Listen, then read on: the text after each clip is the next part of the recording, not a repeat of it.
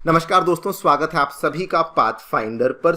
भारत की defence industry के लिए एक बहुत ही शानदार खबर सामने आ रही है बिकॉज रिसेंटली अर्मेनिया के द्वारा दोस्तों भारत को अप्रोच किया गया है सुखोई 30 फाइटर जेट्स को प्रोक्योर करने के लिए। जी हां, आपने बिल्कुल सही सुना, रशिया वाले फाइटर जेट्स जिसको कि रिसेंटली भारत इंडिया में बनाने लगा है। अब अर्मेनिया ने कहा है कि उनको हम रशिया से नहीं बल्कि भारत से प्रोक्योर करने वाले हैं। आप लोग यहाँ पे देख सकते हैं, खबर कल ही सामने आई है और ये इंडिया की डिफेंस इंडस्ट्री के लिए बहुत बड़ी डील ऑब्वियसली इसलिए बन जाती है बिकॉज ये वाले जो रशियन सुखोई फाइटर जेट्स हैं, पहले इंडिया ने इनको रशिया से प्रोक्योर करना शुरू किया, धीरे धीरे हम लोग इसके लार्ज स्केल असेंबलर बन गए एंड रिसेंटली हमारे HAL को इसी पर्टिकुलर सुखोई जेट की ट्रांसफर ऑफ टेक्नोलॉजी भी देखने को मिली, जिसके बेसिस पर आज हम लोग सुखोई 30 फाइटर जेट्स की मैन्युफैक्चरिंग को भी शुरू कर चुके हैं।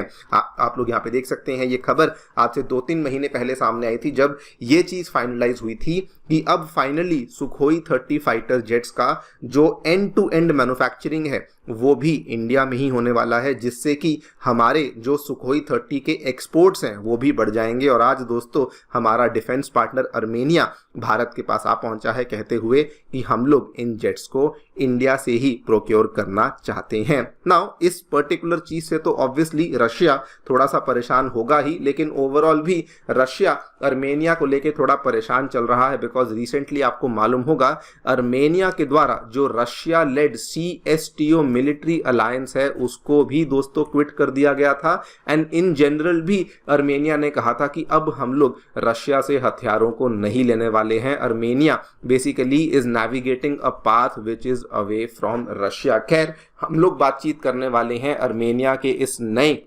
रिक्वेस्ट की जो कि उन्होंने भारत से प्लेस करी है, जानेंगे क्यों आखिरकार वो सुखोई 30 जेट्स को प्रोक्योर करना चाहते हैं, भारत से ही क्यों प्रोक्योर करना चाहते हैं एंड मोर इंपॉर्टेंटली इंडिया को इस डील से क्या फायदा होगा उसको भी समझने का प्रयास करेंगे। आइए शुरू करते हैं मेरे साथ। मेरा नाम है अनिरुद्ध। यदि आप लोग हमें फॉलो करना चाहते हैं, हमारे लेक्चर्स के अपडेट्स को प्राप्त करना चाहते हैं तो यहाँ पर दिए गए टेलीग्राम चैनल्स के माध्यम से ऐसा कर सकते हैं। दोस्तों आगे बढ़ने से पहले बताना चाहूंगा, दिवाली के उपलक्ष्य में अनअकैडमी ने अपने सभी ऑफलाइन सेंटर्स में GS फाउंडेशन कोर्सेज के प्राइजेस को बहुत गिरा दिया है और अब आप लोग हमारे किसी भी GS फाउंडेशन कोर्स में एनरोल कर सकते हैं at a price of only and only 60,000 rupees. ये वाले हमारे जो ऑफलाइन सेंटर्स हैं नई दिल्ली के करोलबाग एवं मुखर्जी नगर में आ चुके हैं, इसके साथ में उत्तर प्रदेश के प्रयागराज और बिहार की राजधानी पटना में भी आ चुके हैं, जहां पर आपको GS बैचेस के साथ साथ CSAT, ऐसे राइटिंग क्लासेस, टेस्ट सीरीज जैसी सेवाएं भी अवेलेबल करवाई जाती हैं। कोई भी डाउट है, कोई भी क्वेरी है, आप लोग हमारे सेंटर्स को विजिट कर सकते हैं या फिर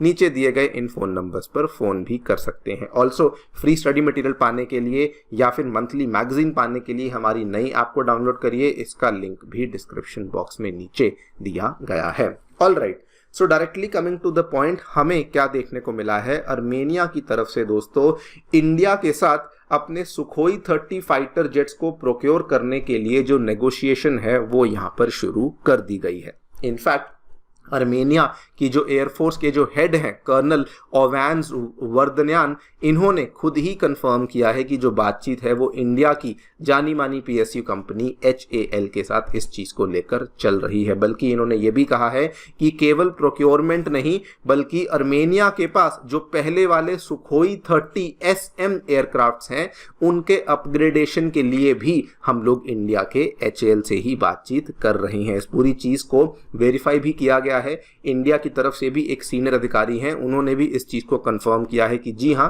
अर्मेनिया के साथ हमारी इसी सुखोई 30 फाइटर जेट्स को लेने की जो बात है वो यहां पर चल रही है। पहला सवाल, अर्मेनिया अभी भी हथियारों को क्यों खरीद रहा है जबकि ये चीज तय हो चुकी थी आज से कुछ महीने पहले कि अर्मेनिया और अजरबैजान के बीच में जो नागोर्नो कराबाख का जो कॉन्फ्लिक्ट चल रहा था उसको लेकर समझौता हो चुका था। वहां पर प्रॉब्लम क्या चल रही है, समझौता होने के बावजूद भी जो अजरबैजान के जो प्रेसिडेंट हैं मिस्टर अलियेव, वो बेसिकली समझौते को इम्प्लीमेंट करने में उतना इंटरेस्ट यहाँ पे शोकेस नहीं कर रहे हैं। उन्होंने बल्कि समझौते में कुछ नई नई शर्तें हैं जो कि उन्होंने मांगनी शुरू कर दी हैं, जिसके बेसिस पर इवन दो समझौता हो चुका है लेकिन वो प्रॉपरली अभी तक इम्प्लीमेंट नहीं हुआ है। यही कारण है कि अर्मेनिया ने अब तय किया है कि हम लोग हमारे जो वेपन्स हैं, हमारा जो आर्सेनल है, उसको हम लोग और मजबूत करने वाले हैं। नेक्स्ट क्वेश्चन आता है कि आर्मेनिया इन एयरक्राफ्ट्स को इंडिया से ही क्यों लेना चाहता है। देखिए, उनके जो एयरफोर्स के चीफ हैं, उन्होंने साफ साफ कहा कि इस एयरक्राफ्ट के साथ बहुत ज़्यादा एक्सटेंसिव एक्सपीरियंस है इंडिया के HAL को। अगर मैं एक्सपीरियंस की बात करूं तो आपको थोड़ा सा हिस्ट्री बताना चाहूँगा। आज से 22 साल पहले पहली बार जब हमने इंडियन एयरफोर्स में सुखोई 30 एयरक्राफ्ट को एक्सेप्ट किया था, वो दोस्तों रशियन मेड एयरक्राफ्ट था। लेकिन आज से 20 साल पहले 2004 में हम लोग तब से लेकर अब तक हमारा जो HAL है, ये इन्हीं सुखोई 30 एयरक्राफ्ट्स की असेंबली को इंडिया में कैरी आउट कर रहा है।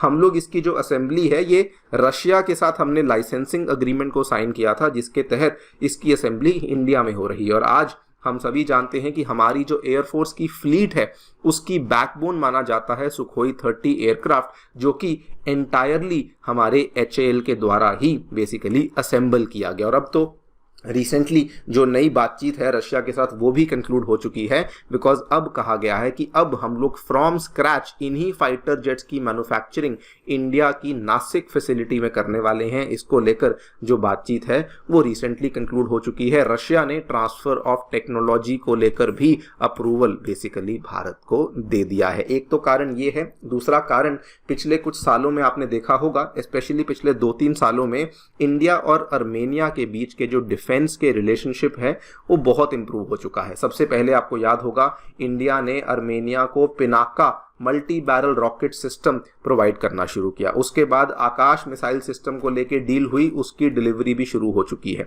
और उसके बाद आर्मेनिया ने रिसेंटली डिमांड करी थी कि हम लोग इंडिया से प्रलय मिसाइल भी लेना चाहते हैं। यानी कि हम दोनों की जो आपसी डिफेंस रिलेशनशिप है वो बहुत ही बढ़िया चल रही है, जिसकी वजह से ट्रस्ट बन चुका है, जिसकी वजह से आज आर्मेनिया इंडिया से ही इस डीलिंग को करना चाहता है। बल्कि ट्रस्ट इस कदर बन चुका है, आर्मेनिया ने तो ये भी कहा है कि आगे बढ़कर अस्त्रा मिसाइल, ब्रह्मोस मिसाइल्स को भी हम लोग इंडिया से ही प्रोक्योर करना चाहते हैं। नाउ क्वेश्चन ये आता है कि आर्मेनिया को तो फायदा समझ आता है, इंडिया को इसमें क्या फायदा होगा। देखिए, जो टर्की, पाकिस्तान और अजरबैजान वाली एक्सिस है, उसके बारे में हम सभी वाकिफ हैं।